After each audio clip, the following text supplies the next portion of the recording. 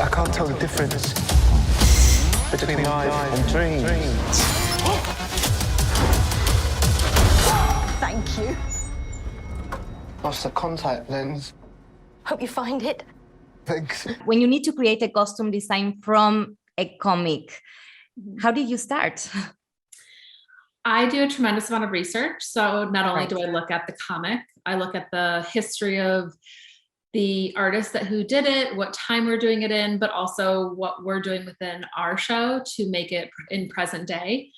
I did an insane amount of research within Egypt and also, and then took references from the comic and then also collaborated with the production designer to make sure that everything was very harmonious in creating the character. I want to know about Stephen Grant because, you know, he's sweet, he's awkward, and you can really see that from the costumes. So I was wondering about the artistic choices behind his costume design.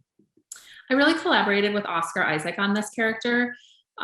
We wanted to make sure that there was the awkwardness that was shown and how can we achieve that? But he's supposed to live in Brixton in London, which is kind of a cooler area to live in.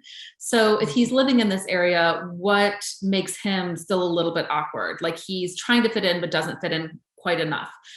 The shirts that he wore were vintage. I found, I shopped them in New York before going to Budapest to film. So I found these vintage shirts and Oscar loved them so much. So we just had them reprinted so that we could be able to use what we needed to create not only the character, but like fulfill the needs of what we needed for the show.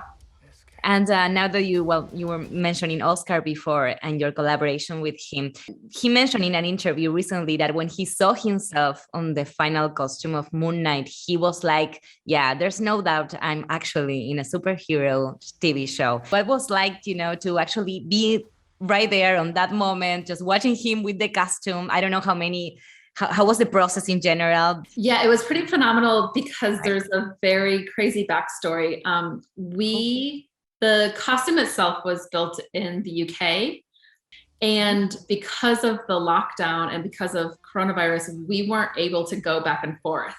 So I would send his stunt people there to try on the costume and I would do the fitting over Zoom. So I did everything over Zoom and then I would receive like 3 different FedEx packages a week of like, here are the fabrics, what do you want to change? Here are the colors. And I would just lay it all out on the table and I would put the different fabrics together of how I wanted to make the costume. And then I would like label everything and send it back.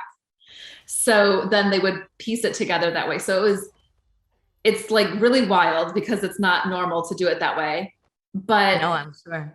I was very persistent in making sure that the stunt people could move in the costume. I wanted them to be able to wear the cape. I wanted it to be able to do all the kicks and the legs and everything that they needed to do in the costume because so many times you can't and you have to put on like a green screen suit. So they almost for everything, they wear the suit for almost everything when they're filming. And Oscar wears the suit for everything that he does. So the costume didn't actually arrive until the day before he was supposed to wear it. No. It came, we pulled it out of the truck, we put it on, like we took it to Oscar, he wrapped from set, he put it on, and we only needed to do one alteration on it, and he wore it the next day. So It was the big moment, the big reveal that was exciting though, was when he walked onto set, everyone clapped. It was just, the suit just had such an impact instantly. And where we filmed at that moment when he was wearing it was pretty magical. So it was pretty great. And finally, to wrap up, there is, as you mentioned earlier, a very strong connection with Egypt. You said that you do a lot of research regarding that, and you see this connection through the costume. So I was wondering if you could tell me a little bit more about that, about this research and how did it translate into the costume? I'm from New York, so I did a trip to the Med and I went to the Egyptian wing and looked through everything and then continued my search from there. And I wanted to make sure that there were hieroglyphs and there were impactful symbols in it. And when the cape spans out, underneath in the lining, it's all hieroglyphs and it's basically Khonshu's oath repeated. So there's definitely the fanboys that have gone in and like deciphered everything. And on the trouser, the hieroglyphs are actually like burned. They're not burned. They're like laser cut in to the pants. into the trousers. So I made sure to write it down so I had it exactly correct, but it says, rise and live again as my fist of vengeance, my moon knight. So that is what is in laser cut into the pants.